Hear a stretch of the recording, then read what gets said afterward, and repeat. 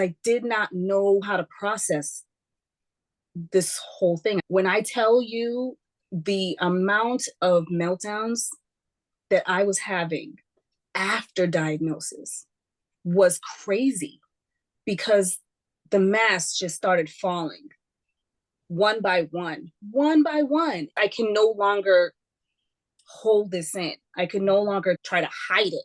But now that I'm made privy to it, I'm like, oh my God, I don't want nobody else seeing this because I'm going to be judged. They're going to judge me. And then on top of judging me, they're going to deny my experience.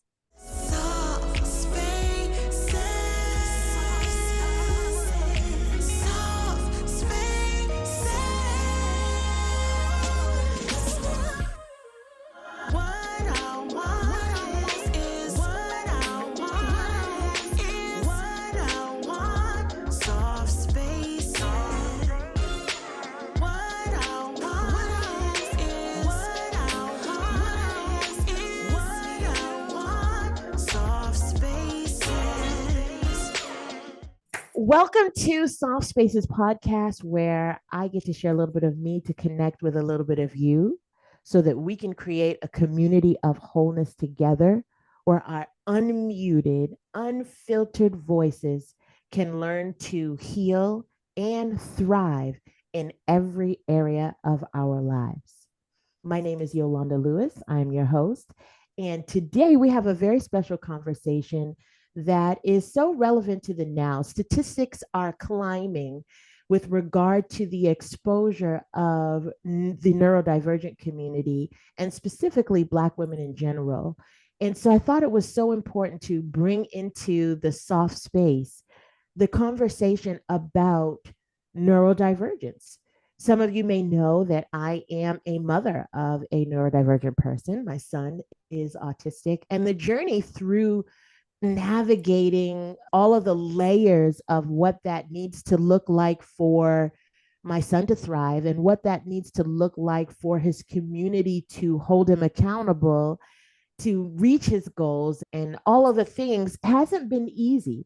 So I can only imagine what it must be like to experience that as an adult and to have and bring forward all of the things that maybe didn't make sense before, but now make sense. And now you have reason behind and can find tools for. So we're going to welcome a special guest. She's so special to me. We've known each other for a long time. I'm not going to say how long to date us because we look amazing and we're young and thriving in our life. Clock that. But I do want to introduce you to her, and I want to actually read a short bio about her so that you can feel her genuine nature and just her beauty. So she is a wife, she's a mother, she's a licensed hairstylist, she's an entrepreneur and a psychology student. She weaves in healing, creativity, and purpose into everything she does. And her late autism diagnosis became the mirror that she didn't know she needed. It helped her to unlearn and unravel the mask of who society said she should be so that she could finally walk in the identity of who God created her to be. And so to the podcast, I want to welcome my dearest friend, Barbie. Hey, girl. Hey, hey, hey. I'm so glad to be here. I'm so glad you're here. I truly am. I truly am. So, is there anything from that bio that I forgot to say that you think is important for people to just know about my girl? You know, let me see if there's something else. Here's the thing. I have a great big open heart. And I love people genuinely. And I love for that to be reciprocated. That's just the kind of person I am. I'm pretty much like the wide-eyed puppy dog, you know, and how I look through life. That's just how it is for me. I love it. That's so special. That's so special because, and this is why Soft Space is here, is we get to be that soft puppy person that we really are. I'm the one that's like excited, the excited puppy. So if we're going to go animal, I'm the excited puppy. Yes. My inner animal is the excited puppy. And it's cool to be that here. Absolutely. There's no need to put on, there's no need to, it's just that's who we are. So Yeah, thank you for sharing that. And thank you for being here. you're welcome. So let's get into it. With your late diagnosis of autism, I remember when our son was first diagnosed, he was 3. He was Yeah. just 3. And one of the things that they told us was the sooner that you can get help, the better. We got him all of the help that could be afforded to him at that time to help him matriculate through school and find himself and get comfortable with him through all of the transition of growth. Mhm. He had some other significant delays with regard to how he thought didn't necessarily match what he looked like. He was Right. 15, but his Right. mind was maybe 8. Right. So navigating that uncomfortable place and all of that. So I can only imagine what it would have been like as an adult to receive that news. Tell us about what that journey was like when you were diagnosed, what that felt like and what that meant to you. Yeah, so I'm gonna start with like how I even was like, hey, I might need to be assessed. Yeah. It started like a few years ago. I had already been diagnosed with ADHD, so it's like, okay, that was a thing I already know, blah blah blah blah, and all the traits and symptoms that come along with it. But there was just some extra stuff that I was like, this is something else, And I'm like, I have way too many sensitivities Mm. that span beyond adulthood. And I'm just like, I need to figure out what else this is. So as I was doing a lot of researching, because that's what we do as Mm-hmm. neurodivergents, we That is research. okay. So Okay. I was deep diving into the research of neurodivergence, ADHD, autism, dyslexia, dyspraxia, all of the things. And as I'm like researching the traits, I'm like, oh, snap. Yeah, that's me. Yeah, that's me. Oh, wow, I did this when I was a kid. Oh, wow, I'm still doing this now. So it was a span of 2 years. Mm. And the internet has these tests that you can take to find out if you're autistic, but kind of a reference, if you will. It's not one of those you're diagnosed online immediately. It was just a reference. So I did those tests, and the number that they said was a marker was a smaller number. Girl, Mm. I was all the way to the left. Mhm. And it was like, oh yes, you might want Yeah. to talk to somebody. Mhm. And I was like, Mhm. oh, heard you. Yeah. So I recently required and requested an assessment. And I actually had to fight for that Mm. because I went back to school and I needed an accommodation that I never thought that I would need ever. Because I'm like, I got an associate's degree and I didn't need an accommodation, but I needed an accommodation. Yeah. And so I was like, yeah, this is a new school. This is Yeah. a new age. I'm at a bigger age. And Highlight the bigger age. I like the bigger. I'm going to use girl, that. the bigger age is called 45. It's a bigger age. Okay. So I'm like, yeah, my brain's not processing. I'm not doing the things that I used to be able to do or what I thought I was able to do when I was a teenager. Our brains are totally different. Our brains become a little less pliable as we get older. It doesn't mean that we stop learning, it just means that it takes us a longer time to absorb. So I needed that accommodation. My prescriber fought with me. I said, sir, listen, a pill does not take care of how I process this information. A pill is not going to be like, hey, good, you got all your work done, let's go. No, that's not what it is. Mhm. It's a treatment plan that is incumbent of your overall life. You have to do other things, not just pop a pill and expect it to be the cure. That's not Right. going to happen. Right. So I said to him, I need an assessment. And he was like, you really think so? Yes, I do. Please and thank you. Right now. Like right now. Like, what are we doing right now? So this is how good God is. Mm. I spoke to him on a Monday. That Wednesday, I got a call saying, hey, we're going to set you up with your appointment tomorrow, Wow. which was the next day, Thursday. Wow. Exactly. And I was not expecting this to happen because all of the research I was doing, it took women, if not months, years to even get one appointment, to even get a consultation. And then on top of that, it took thousands of dollars, like a lot of money. And that's kind of what discouraged me as well, because I'm like, what do I do? Like, Right. do I just not try and just accept the fact that I still feel different and I don't know why? I'm in the world just on a roller coaster filled with fire and trash, you know, and I don't know why. So to God be the glory, because it was like, oh, next day, child, I got in there. I don't remember nothing. That thing was 5 hours, maybe a little more, because Wow. the way that I had to process all this information, the way that it was just insane. And I had what's called meltdowns. I had public meltdowns during the assessment, which indicated to the assessor.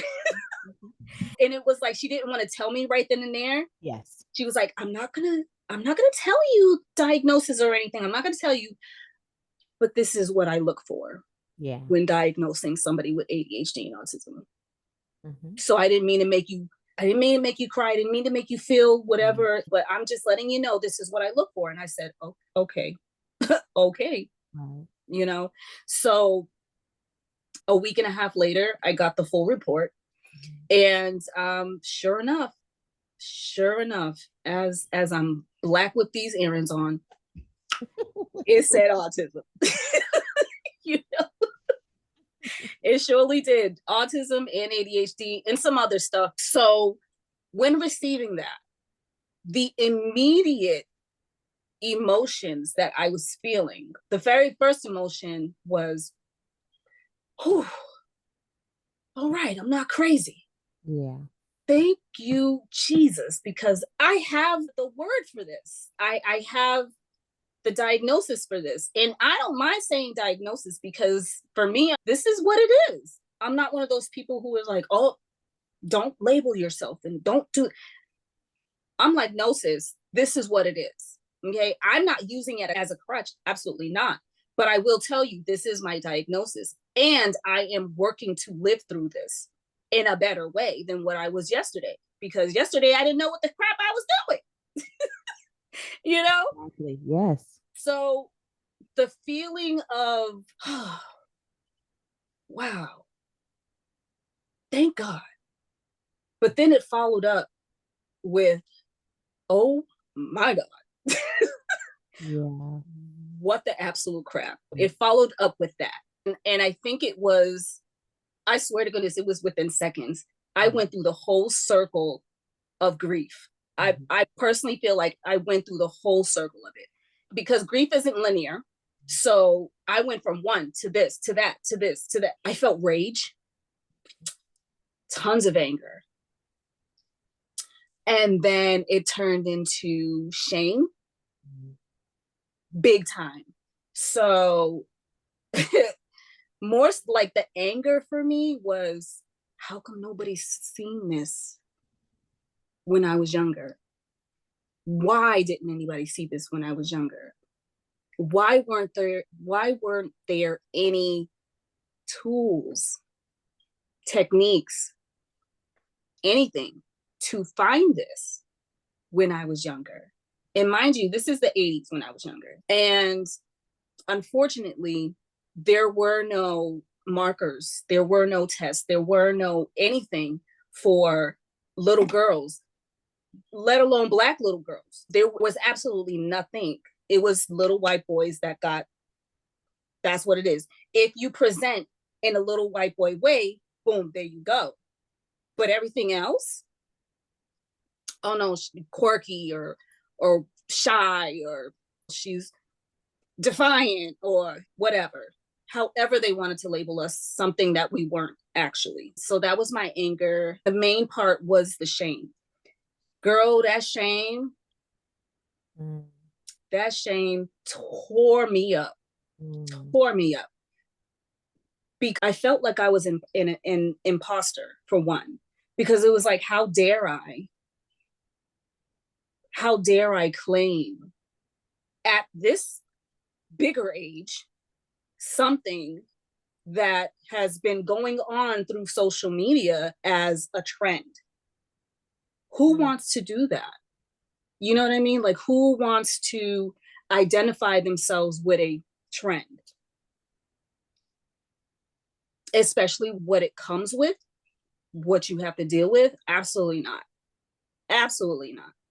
Not on my worst enemy. And so with that, I started to isolate.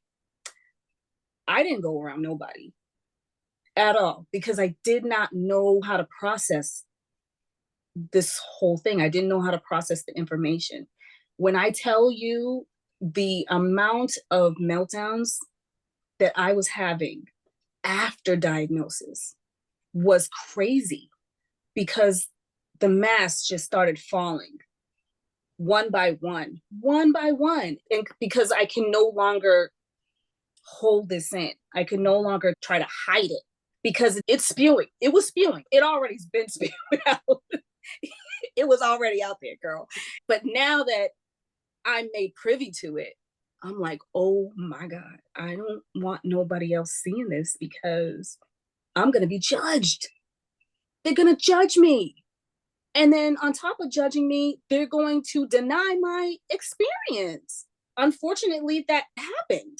Not everybody did the same thing, but there was more than one that I didn't expect to judge me in that way, that I didn't expect to get questioned. Like, what makes you think you're autistic? Really? And then it's like, well, I don't see it. Mm. Really? What does it look like to you? What does it really look like? And so when they would say that, now I felt obligated to have to explain myself. I had to explain my lived experience. And in that explanation, it was trying to prove something to them. And it just made me feel disgusting inside, Mm. to be honest. It felt really gross. And it felt like I was not being my authentic self. My autonomy was trash, Mm. trash. I didn't want any parts of any of it. That's where the self isolating came in. And when I mean I self isolating, I'm talking about I didn't even go to the grocery store to buy food. Mm. I didn't go to church. Mm. I didn't even go out to have dinner with my husband. I didn't do any of that stuff. I barely drove my son to work. I Wow. didn't do any. I didn't, when I tell I didn't do anything. So something happened, something clicked for me. I might have been watching something and it just was like, no, Mm. be yourself. Mm. And then it was like, why do you feel like you have to tell people? Why? So I started coming back out. I mean, I still really don't leave the house very much because that's just a thing. It's just a thing. But as I'm now telling my close people, I've gotten more, okay, all right, I see this, I see you. I've gotten more of that than I have gotten of the negative. And it just was so refreshing because, Yeah. you know, gotta reel it back. Yeah. It was super refreshing to know that the people who are in my corner truthfully and really was able to accept that. They already accepted me prior, before this knowledge. Now that there's a word to how I am, they're like, okay, all right, cool. It don't change how I see you. It don't change how we rock. It doesn't. The only thing that I would say is like their support level of me. I will say in the beginning, it was kind of like infantile in a way, more of like, "Are you okay? Is, what's it? What does this feel like? Is this too much sound?" And for me, I'm just like, "Well, I'm okay right now. I'm okay right now. Not every little piece of thing is going to affect me. Don't do that now. Don't do that. It's like, don't do that." But I'm being more vocal with my sensitivities in that present moment. So if something is loud, I used to just ignore it. Girl, I used to just ignore it Mm, to the best of my ability, even though, like, on the inside, my mm, whole nervous system is here to Timbuktu. mhm, And I'm screaming on the inside because my ears are hurting, my mhm, skin is hurting, mhm, my eyes are hurting, mhm, my nose hurts because of sense of smell. Like, it hurts, you know what I mean? And that's the best way that I can describe sensory overload. mhm. Is it physically hurts? It's good. I Yeah. actually had a question about, I want to go back to the meltdowns. Yes.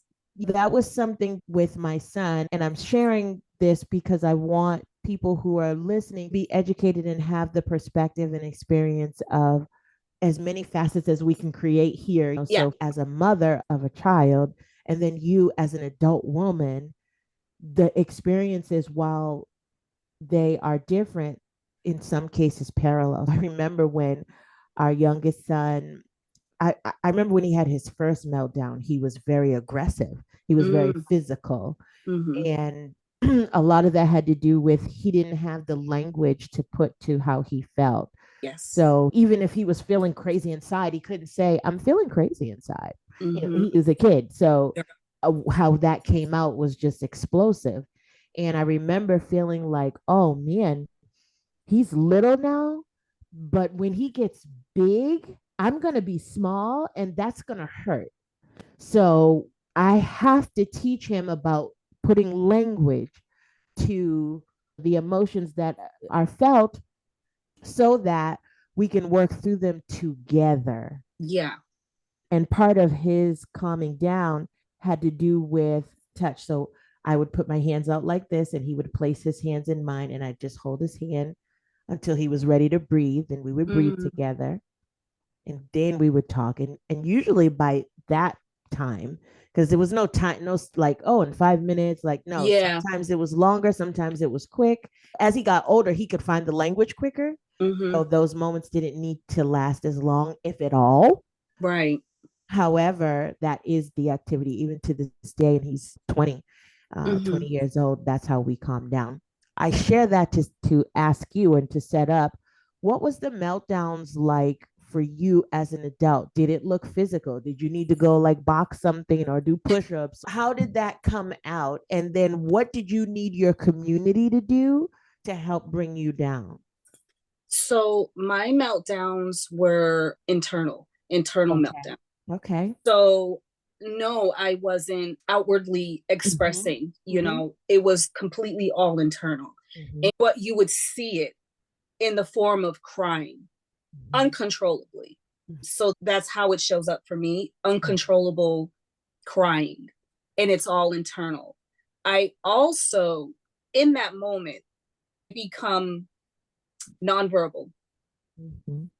And I'm just realizing that that's what happens. So when I'm in a meltdown, I can't talk. I can't talk. Even if I want to talk, like, I can hear my voice, but it won't come out. In that moment, I actually do not have the verbiage to express what I'm feeling. I Mm-hmm. don't have the verbiage in that moment. Mm-hmm. And prior to diagnosis, nobody knew Mm-hmm. what to do. So I didn't have, to be honest, I didn't have, it was, you'll be all right. You'll be all right. And then it Oh, was, oh, she's just sensitive. I was getting ready to say that. Look, I'm right there with you. I'm right there with Girl, you. yeah, yeah. And She there's doesn't, yeah. nothing wrong with being sensitive, even if that's the case. Right, right. And we need to really do different the emotion we put on expressions of Mm-hmm. emotion. Mm-hmm. Instead of putting shame on it, Right. let's watch Soft Spaces podcast so we can get educated on how to Exactly. support. Yeah. So instead of putting shame on it, how about put a name on it? Yeah, let's put a name Let's on it. let's put a name on it. You Mm-hmm. know what I mean? Call it what it is. Mm-hmm. And if you don't know what it is, Or yeah, help me find the language. right, exactly. One of the phrases that I used to hear was, there is no crying in baseball. Stop it. What are you doing? What, what are you doing? Another phrase was, you need to get thicker skin. Mm. And as a literal thinker, I said, thicker skin. How do how do I do that? How does my skin get thicker? Yeah. Because I don't know. Yeah. Help me to understand, please. Teach me. It's, teach me, please. Help me, Hank, because I don't know. Yeah. And so, you know, not having not having a stronger social connection, if you will, there are certain things that I don't know, and I may come off as I do because of practice and not because I actually know it and I do this. It's because I see other people and I don't want to be singled out. Yeah. I don't want to be singled out. I love that. It's a great segue into my next question, which has to do with how your relationships have changed. So Yeah. whether it's within yourself Mm-hmm. or, outside, even within your marriage, Yeah. how did that change since your diagnosis? And what's been your biggest healing moment? Okay. So my husband is like so bomb.com. He's dope. And when I had gotten diagnosed, he did not go, well, I don't see that. I Mm, don't believe this. I don't He mm, didn't do any of that. It was, okay, how can I help you? How mhm, can we learn about this and get through this together? And that was huge for me. Huge. He started paying more attention to my signs, my body language, the things that I do when I'm starting to become overstimulated, when I'm starting to have sensory overload, when I'm starting to have an anxiety attack. He's starting to really pay attention to those triggers before I even know. Because when I'm in it, and I don't know I'm in it, right. until after the fact. So he knows prior. And so he'll do the things. He'll be like, okay, let's go. You ready to go? Right. Because I see your face and your face just went blank. Yeah. So it's time to go. And Mhm, then and that's when I'm like, mhm, okay, yes, I'm ready to go. Thank you. And I'm so glad you saw that, mhm, because again, I couldn't verbalize, mhm. I couldn't verbalize it. So I'm super thankful. And that definitely like changed our marriage, because now he's looking at me through a different lens. Well, he sees you. Yes, yes, exactly. He sees me. And so, but for the better, and not for like the worst, and not like, oh, I have to take care of her for the rest of her. No, it's not any of that. It's, I need to know what triggers you. I need to know what helps you. I need to know when I can touch your skin. I need to, you know what I mean? Those type of Yeah. things. A deeper level of intimacy. I love that. Yeah, yeah. And it's so funny because when I want to hug him, but I don't want to be touched, Mm, which is so like, it's crazy. It's crazy. But what I'll do is I'll take my forehead and I will just rest it on his chest. mm, That's it. mhm. Because a lot of the times I don't want to be touched. I really don't. I know people can be like, oh my God, well, how are you married if you don't? Well, because I am. Love that. Right, right, It's kind of like mind your business, but come right, exactly.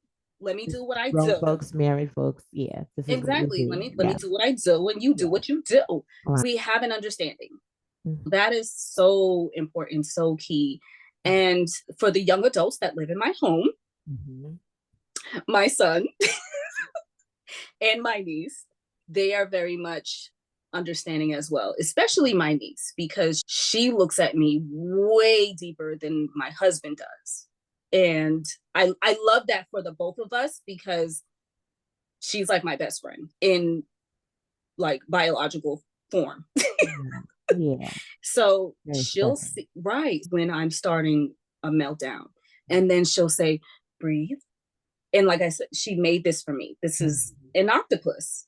And Mhm. it's so So soft. cute. That's why I have it right now. Mhm. So she'll be like, breathe. Okay. Mhm. All right. Go get your octopus. If you can't find it, I'm going to go find it. Go have a seat. Let's just breathe. Mhm. Are we okay to use our words? Do we have words? Mhm. No words? Okay. Then let's just sit. Mhm. And so that's just so refreshing. I'm trying not to cry It's because okay. This is a soft yeah, space. It's okay. And I yeah, think it's important if that's how you feel to let that flow because there's so much value in community. And that was why I wanted to have this conversation. People need community. Hey, Soft Spaces fans, I got a question for you. Based on you listening to this podcast, you probably are looking to stop burning out. You're probably looking for ways to reconnect with you and start living lighter. If that's you, I want to invite you to the Embodied Life Reset Experience. It is a 1-day workshop taught live by me that's in person where you get access to a private community and it's really unlike anything else that I offer. In our time together, and by the end of this workshop experience, you'll have insurmountable clarity on how to make room in your everyday life to just breathe, to be able to reconnect and still accomplish all of the things that you are responsible to accomplish, all of the dreams that you have envisioned for your life. It happens at this workshop. So make sure that you sign up. Click the link in the description, and I'll see you on the other side. Let's get back into the convo. yeah, To, to see them, yeah, to love on them the way they need to be loved, right, speak kind and tender to them without judgment, yeah, without shame, having a relationship with a bomb.com husband. I have one of those too. Like, yeah, I guess we got to find where they are at so we can tell ladies where to go and shop from yeah, them because they do exist bomb.com husbands yeah, who know how to really hold you, yeah, absolutely, and hold space for you. absolutely, absolutely, 100%. You have to have that. That's part of what makes us human and humanity beautiful Yeah, is that we are able to create space, soft right, space, right. where we can all be vulnerable, where we can Mhm. all connect, and where we can all be seen, loved, and felt. Yeah, yeah. And to also add my own relationship with myself, I realized that I lived for other people. Mm, I lived and did things based off of what other people thought I should be doing because I did not have an actual identity, mm, believe it or not. mm, And it's because of the masking that I've been doing since yay high. And you take pieces of other people and you act accordingly. And you think, okay, well, she's acting like that and she got all these friends. People like her. So I should do the same thing. You know what? I'm gonna do the same thing because then I'm gonna have friends and then people are gonna like me. But the turnaround to that is you do that and then it's like, what are you, a copycat? And so the very thing that I thought that I was supposed to be doing backfired. Also, it's Right. like, okay, back to the drawing board. What do I do now? And Right. so years and years and years of that just now all came to a head. Everything just boiled to the top. And I'm just like, you know what? No, no, no. I'm going to do what I want to do. I'm going to do what I want to do. And if I feel like I want to go left, then I'm going to go left. I'm not going to listen to somebody who's telling me to go right because that's not what I feel. That's not what I feel. And so I've learned to say no. I'm learning to say no at the age I am. I'm learning to say no. I'm also learning to stick up for myself because that is not something I used to do at all, at all, Yeah. at all. And I'm just like, now I'm just so proud of myself at the fact that I'm just like, my ears hurt. So can you please turn that down? Yeah, we're going to turn that down. Okay. Thank you. Can you not talk so loud? Because my ears, I'm sorry, they're hurting. Mm-hmm. Thank you. Saying those things, saying like, hey, it's too bright. Can we do something? It's invigorating. It's energizing. And it makes me feel like I am starting to have more control over my life. I want to feel like I have full autonomy and I'm not trying to be somebody else's autonomy. One thing that I started realizing is that I do not like eating with metal. I do Mm. not eat with metal forks, spoons. Hate it. I have never, ever in life liked it. But I didn't know how to vocalize that. And I didn't want to appear different. So I had to do the things. I didn't know how to advocate for myself at all. I Yeah. was scary. I was big scary. Mm-hmm. And so self advocating, I'm just like, yo, I could do this. I could say this, especially as a Black woman. Because when we try to say things, people don't want to listen. People don't want to listen. So now I'm like, no, you're gonna listen. You're gonna listen. I need a plastic fork. Thank you. Please, right now, I need a plastic fork. Yeah. You know, and I'll get the looks in these restaurants. I'll get the looks. But I'm like, you can keep looking all you want. You're still going to give me my plastic fork because you still want my money. Thank you. And I want to eat. Thank you. Yeah, that's the bigger power in the choices. This is what I want. Right. Right. This is what I want, not because you anything, but Right. because this is what I want. Right. I don't even Absolutely. have to explain to you why this is what I want. I Right. want a plastic fork. Please and thank you. Period. Period. Period. And the biggest flex on that is I go into a place, I already have my own stuff. I'm carrying around my own utensils, hard plastic, good. Bamboo forks and spoons, cool. I got my own stuff. So I can, that's another thing. I am learning to accommodate myself because not every place can accommodate me. Mhm. And that's just the way of the world. Not every place is going to do that. Right. So I had to learn how to accommodate for myself. And again, Sean is the best. Yeah. He bought me what's called loop earplugs. Mhm. I will go nowhere without those. Mm. Oh my God. Like they have to be in. They Mm. have to. Because if not, my nervous system is like through the roof. Mhm. Now I'm going to get ready to have a meltdown Right. because I can't verbalize what's irritating me. Right. I can't. But then realizing, oh, it's all this stuff. It's all this sound. It's sending me, it's sending me to Mars. So I have to have earplugs at all times wherever I go. You know what I Right. mean? Certain clothing.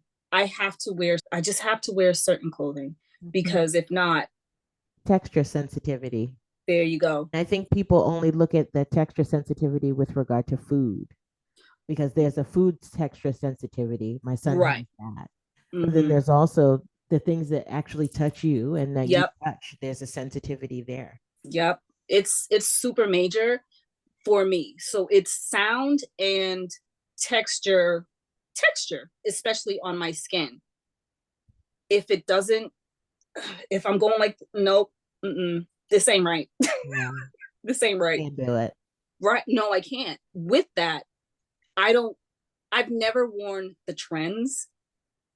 I've never. I've never really worn name brand things because it doesn't feel good on my skin. It itches my skin. It hurts my skin. And so if the Walmart brand feels good, I'm wearing But it. look, I gotta say, you always been the trend. Like you Oh are yeah. the trend. Like I hear, like I'm letting you have your shine right there, but like you are the trend, honey. Like that, you always walked heavy like that. You have your own creative style. I love it. It's all the things, and it's so you. It's bright. It's just so you, and I love that for you that you've stepped into a space that not only feels like you, but looks like you. And it Yeah. shows Yeah. and it shines and it's Yeah. gorgeous. Yeah. Thank you. Thank you. You're welcome. Thank you. I love it. I love it. Thank you so much. Yes, you're Yeah. welcome. You're Yeah. welcome. So Talk to us. anywhere. Talk to us about, you mentioned your husband. What about creating a community, right? Because you can't have another husband. You need No, to I have know. other people. You can't have a look, y'all can't see. For those who are not watching the podcast, she made the face that is it might be possible. All right. But in creating a supportive community where it's not a bunch of husbands. I just had to say that out loud. But And I in love it. I creating love it. yeah, in creating a supportive community and a space, what does that look like? As and I say community as not just the people around you, but Mm-hmm. this podcast being a resource that anyone can hear and create community and hold space Yeah. for adult Black women, Mm-hmm. white women, just persons of neurodivergent community. What does holding that space need to look like from your Mm-hmm. perspective? And Mm-hmm. then how can we create more of them? I think, like, from my perspective, community would be things like this, soft spaces, other social media platforms, even radio stations, or even just programs that start to dive into neurodivergence and what it doesn't look like. Mm. That's a key right there, what it doesn't look like. Because we're all thinking that it looks stereotypically Like a Down syndrome. Down syndrome has a look. has a look. It has a look. Autism does not have a look. It doesn't, Even unless you're ADHD profoundly doesn't have a look. right. That's what makes it different. It's a spectrum Yes. disorder. So Yes. it could look like as heightened as what Down syndrome looks like. Right. Right. But then it also could look like you and me. Right. Right. I am what you would call level one, which was also called Asperger's, but they don't call that anymore. Mm-hmm. And so I personally feel like because level one is so hard to see, so hidden and complex, that we don't know where we fit. We don't know how to create these spaces because we don't know how people will perceive us. I think that me being on soft spaces and shining light to this, especially coming from the community that I'm in, and when I mean community, I mean the people around me. I think it's allowing them to know that there's a different side of me. There's different levels of me. I'm just not the Sinclair, if you will, because I've gotten that. I love Sinclair. I do too, and I identify, but that's okay. I'm not just a one way type of person. I'm multifaceted, and I'm learning that about myself. And with that, I think that there needs to be more dialogue, especially in churches. I said it. Yeah, I said it. I co-sign. I throw my napkin at you Yes. and tell Yeah. you I agree. I Yeah. agree. Yeah. I agree. I don't want to speak this over myself because God likes to play games and whatnot, but I feel like I might have to be more vocal within church about neurodivergency. I personally feel like the conversation needs to be happening way more because hands down, I guarantee you, there's more than half, Oh, yes. more than half of people who go to church that are neurodivergent and don't want to say anything. They're sitting in their pews, they're sitting in their seats, dying inside because they don't have accommodations for themselves. They don't have headphones. They don't have certain clothing. They don't feel comfortable to wear a certain material because it doesn't fit their culture of their church. They can't be autonomous in that church atmosphere because why? We all have to raise our hands. We all have to do this and we all have to shout and blah, blah, blah. But in reality, I don't want to do any of that stuff. I don't want my ears to hurt. And I want to understand what's happening on the pulpit, not getting distracted by all these people doing all these robotic things because that's how I see it. I think that needs to happen. I think that conversation needs to happen way more in churches because there's more people who are neurodivergent than what is led on, you know? I'm still fresh out this game. 8 months, 8 months ago, I got diagnosed. So I'm definitely not an expert, but I'm becoming an expert of my own body. I'm becoming an expert of my own voice. So whatever I research and whatever I find, whatever feels right for me, whatever doesn't, I'm going to now start saying it. As far as what things should look like or could look like, I'm still learning. And when I find out more, I'll tell you. Yeah. I love it. And I think that you present a great opportunity for churches to incorporate a soft space for the neurodivergent community, not just with some of the the text stuff that you can point out, headphones and things like that, but education for the whole body. Yes, Education absolutely. for the whole body to be Absolutely. able to understand how to embrace, understand Absolutely. that when you see someone doing like this, they don't necessarily need more prayer. They're not a demon, right? And they don't necessarily need to be touched, rub their back. We have to be Mindful. an understanding. Now, if you don't know, you don't know. Right. Which is why these conversations are so important in presenting the opportunity for churches to maybe bring this level of discussion on a Saturday. Have a Saturday picnic where there's talks about different things happening. Right. Do it in a different way. Maybe it's set up to where you can just go put some headphones on your head while other things are going on and just listen to this 5 minute dialogue, or, so that it embraces everyone's learning as best as possible. Right. As best as possible. One of the things that I loved for my sons when they were growing up, there was a church that we attended and they had a special needs room, and the special needs room had pretty much all the stuff that they had at school with the special swing and the heavy blanket.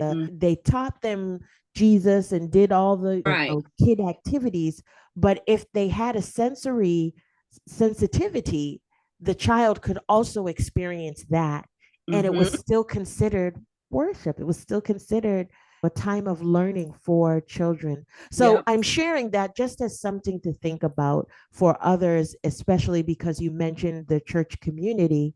I want to highlight it not as a diss, but as an opportunity. No. Yeah, not at all. But it's just evolution. There's a need. And that's what ministry is: seeing a need and filling it with love. And filling it. And on top of that, even with people's occupation and their careers. Depending on your level of the spectrum, you could work or you probably are not able to work, and that's fine too. But even within a job, I mean, there still needs to be accommodations. And the thing with that is it cannot be blanket. It literally has to be customizable. So support wise, I think a lot of employers need to get on the bandwagon of, hey, we need to know our people. We need to know who works here. We need to know how we can better assist them so that they could be better productive, so we can see the results of whatever, however they want to do it, but make it in a way so that the person doesn't feel burnt out at the end of the day, at the end of the week, because autistic burnout is extremely real. It could last a day, it could last days, it could last months, it can last years, burnout. And just a little bit of what burnout is, and especially like how I experience it, it is a deep exhaustion.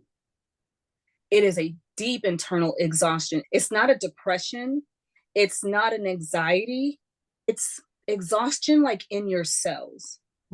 It's on a molecular level for me. I can go to sleep and wake up and be like, oh, okay. But there's a deep exhaustion that is still lingering. But it's harder for me to move around. It's harder for me to get up and about because I'm exhausted. And that exhaustion, I'm learning, is burnout, you know? I love it. Yeah. I love it. You have a whole business there, and we're going to talk offline about how to make that happen. But for now, where can people find you and get in touch with you if they have questions on even where to start with their research, or how to contact their church about the needs that they have or their job? How can they reach you and get some support? So I can be reached Facebook, Audra B. Springhouse, Audra, capital letter B, Springhouse, Springhous, on Facebook. And on Instagram, it's at Barbie Spring, BARBISPRING. And I'm on TikTok, but I'm not really on TikTok. That's for my entertainment, my kiki and ha-has, you know. But yeah, Facebook and Instagram is probably a good way. I could also be reached on my email, bbhouston21@gmail. I think for people to find more information, or even to figure out where they can start finding accommodations for themselves at their own job, they should start with their HR department, because there are laws in Massachusetts and other states where they have to accommodate you if you are diagnosed neurodivergent. They have to, by law. And with churches, I would probably say speak to the leaders. Speak to leaders of the church. See, and I don't want to say see if that's something that they want to dive into, but I would say be loud about it. Be loud about it. Speak to the leaders, but don't let up. Because some people probably are not ready to dive into that, but just be loud about it. The last thing is, what's one thing you want to leave people with? One thing I want to leave people with is, if somebody tells you their diagnosis, believe them. If somebody is telling you their life experience, believe them and accept it, because that's exactly what it is. And even if you've known that person for years and years and years and years, that just means that you only knew one thing. So believe them when they say, hey, I'm neurodivergent. Word, sis, yes. So believe them. And accept the people, because we're all different. Our brains are all different. Nobody is better than another. Nobody is more or less. It's just how we view the world around us, how we process the information of the world that's trying to communicate with us. That's really it. That's wonderful. Thank you, Barb, for coming on to Soft Spaces Podcast. I'm so glad you're here. And if you are a person who really felt and resonated with this conversation and you feel like perhaps maybe you might need to go and see about getting an assessment, or you need to let the community around you know that you're feeling differently about some things. We don't want you to feel shame around that. We don't want you to feel embarrassment about having a different need or a need that's more prominent than someone else's. And in this moment, you might feel a mix of emotion and a mix of overwhelm. And so at the end of every podcast, one of the things that we do is we breathe. We breathe into the lessons that were discussed and the information that we now hold and are responsible to take action with.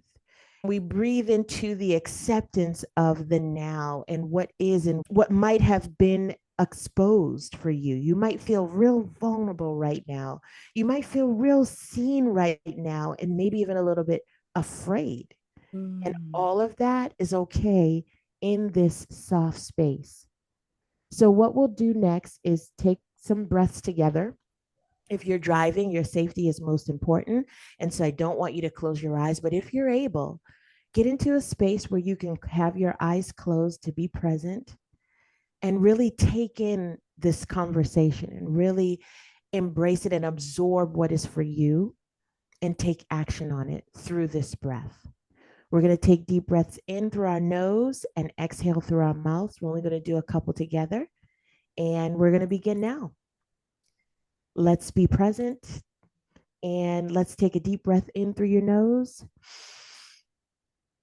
Hold it, and exhale through your mouth. Letting your shoulders drop, letting yourself be present into the moment, letting your neck loosen.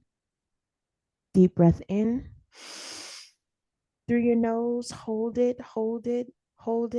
and exhale through your mouth. I want to thank you again for sharing this soft space with me. I hope that you enjoyed this episode, and I can't wait to see you again on the next. Take care and God bless. Bye. All right. We still on? Shimmy, shimmy.